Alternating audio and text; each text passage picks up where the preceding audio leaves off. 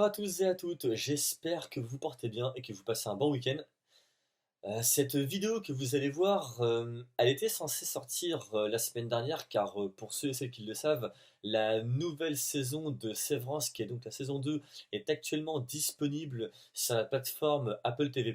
Il y a donc les deux premiers épisodes et chaque semaine il y a un nouvel épisode qui sortira.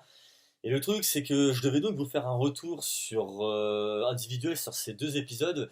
Le X, c'est que j'ai eu malheureusement moi un drame dans ma vie personnelle. Voilà, j'ai eu un décès. Du coup, il m'était impossible d'enregistrer quoi que ce soit. Mais là, voilà, là dans cette nouvelle vidéo, j'arrive de nouveau. Enfin, l'énergie commence à revenir, donc je me relance pour le coup.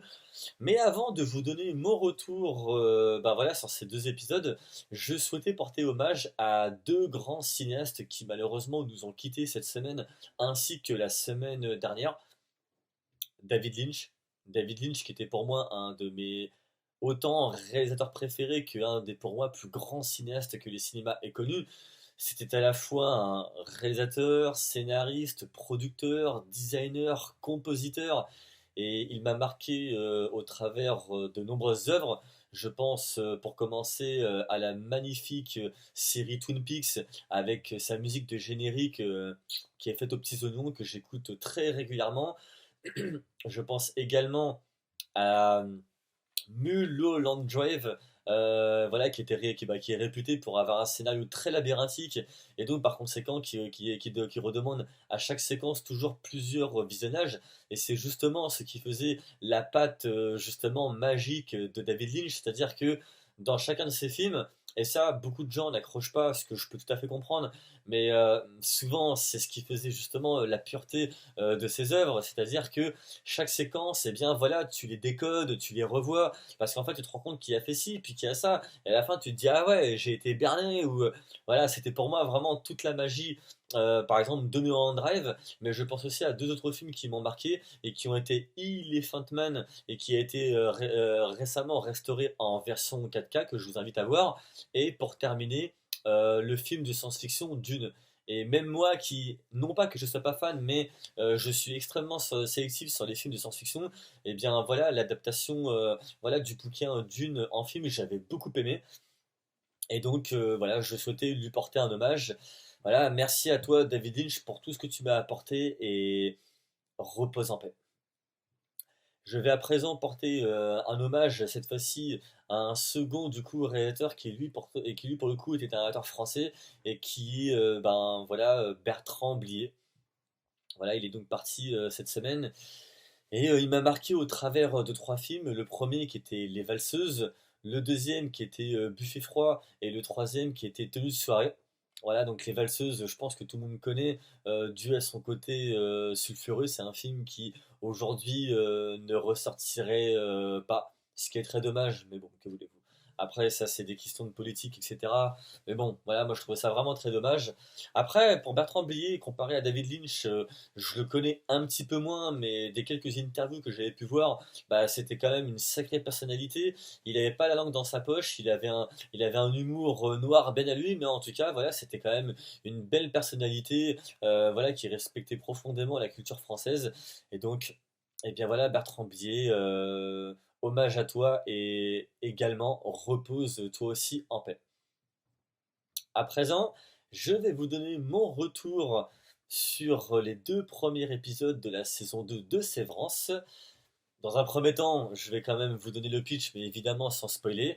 C'est donc une série qui a été créée par Dan Erickson et dont on peut retrouver autant à la production que à la réalisation Ben Stiller. Et donc là, on revient donc avec cette deuxième saison, voilà, dans laquelle on continue à suivre les aventures, voilà, d'un groupe d'employés de bureau qui travaillent en fait pour l'entreprise Lumon Industries, mais il y a une particularité bien spécifique. C'est-à-dire qu'en fait, ces employés, au moment d'avoir signé leur contrat, en fait, ils se sont fait opérer et par conséquent, en fait, un programme leur a été injecté dans le cerveau et qui est utilisé en fait pour en fait séparer les souvenirs professionnels de la vie personnelle et ce programme, par conséquent, qui s'appelle Sévérance, donc une dissociation d'esprit.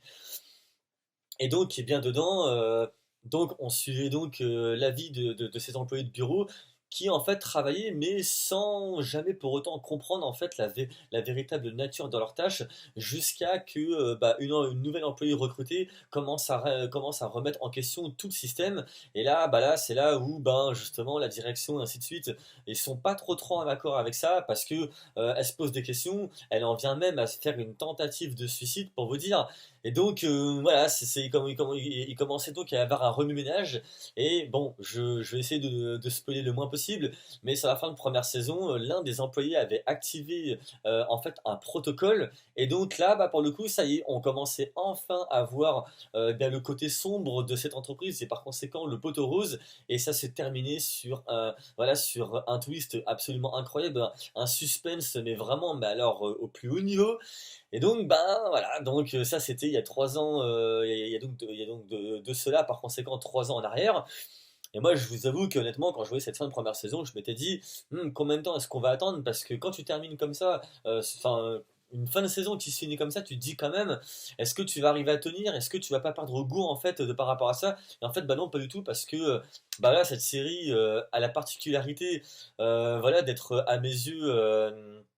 Non seulement un ovni, mais également une vraie révélation dans le sens où c'est une série qui est très cérébrale. Et moi, j'aime quand une série vient me caresser les neurones en plus de me faire plaisir. Et c'est donc ce que cette série m'a apporté.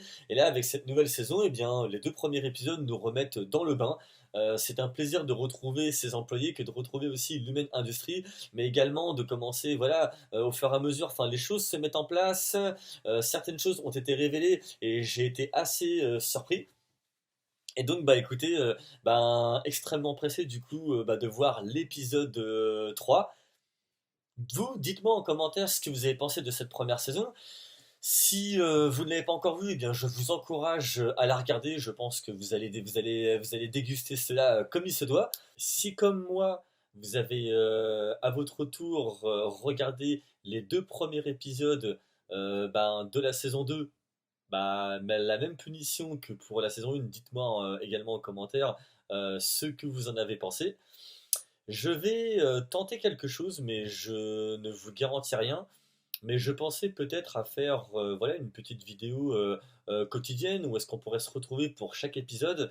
Mais voilà, comme je le répète encore une fois, je ne vous promets rien. C'est-à-dire que il suffit que l'épisode 3 en fait soit la première partie qui va ensuite après se coller à l'épisode 4. Il faudra que je vois comment que les choses se tournent. Mais en tout cas, si jamais ça peut se faire, eh bien voilà, je ferai un petit retour au quotidien dans lequel on pourrait tous se retrouver ensemble. À présent, eh bien écoutez, je vous souhaite une bonne fin de week-end. Surtout, portez-vous bien. Ciao!